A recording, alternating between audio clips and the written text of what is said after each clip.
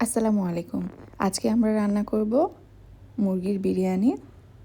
যেটা রান্না করার জন্য আমাদের কিছু মুরগিগুলোকে আমি 4 পিস করে কেটে নিয়েছি এবং এটাকে হলুদ লবণ দিয়ে ভালোভাবে মাখিয়ে নিয়েছি।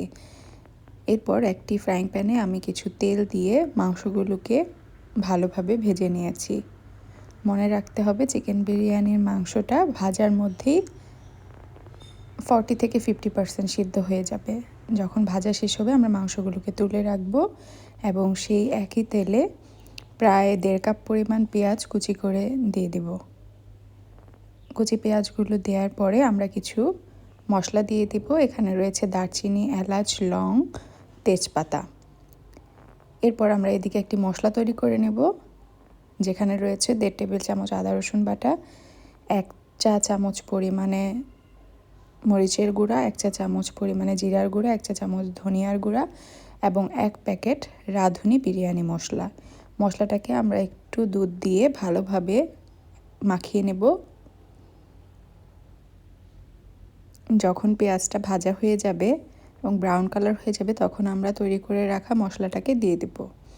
দিয়ে মশলাটাকে খুব ভালোভাবে ভেজে নেব এবং অপর দিকে আমরা কিছু টক দই ব্লেন্ডারে খুব ভালোভাবে ফেটে নেব এবং মশলাটা কষানো হলে সেই টক দইটাকে দিয়ে দিব।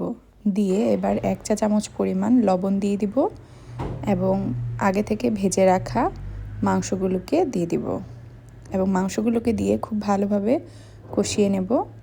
যখন কষানো শেষ হয়ে যাবে আমরা এতে প্রায় 1.5 কাপ পরিমাণ পানি দিয়ে মাংসটাকে খুব ভালোভাবে সিদ্ধ করে নেব।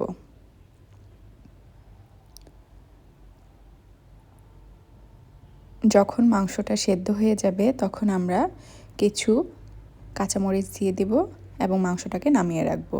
অপরদিকে আমরা কিছু আলু নিয়ে নিয়েছি, এটা অপশনাল। এটাকে আমি একটু লবণ এবং একটু ফুড কালার দিয়ে ঘিয়ের মধ্যে ভেজে রেখেছি। এই পর্যায়ে আমি প্রায় 3 কাপ পরিমাণ পোলার চাল ব্যবহার করেছি, চিনি গুঁড়া চাল। এটা ভালোভাবে ভেজে নেব সেই একই পাত্রে ঘিয়ের সাথে এবং ভেজে নেওয়া শেষ হলে আমি 3 কাপ চালের জন্য আমি 6 কাপ পানি এবং দুধ মিশ্রণ করে নিয়ে এটাকে গরম করে নিয়েছি। সেই মিশ্রণটাকে আমরা দিয়ে দিব এবং কিছু কাঁচামরিচ দিয়ে দিব। যখন পানি এবং চাল সমান হয়ে যাবে তখন আমরা আগে থেকে তৈরি করে রাখা মাংসগুলোকে এবং ভেজে রাখা আলুগুলোকেও দিয়ে দিব। দিয়ে খুব ভালোভাবে ঢেকে দেব এবং ঢাকনার গায়ে যদি কোনো ছিদ্র থাকে সেটা আমরা বন্ধ করে দেব। দিয়ে দমে বসিয়ে দেব।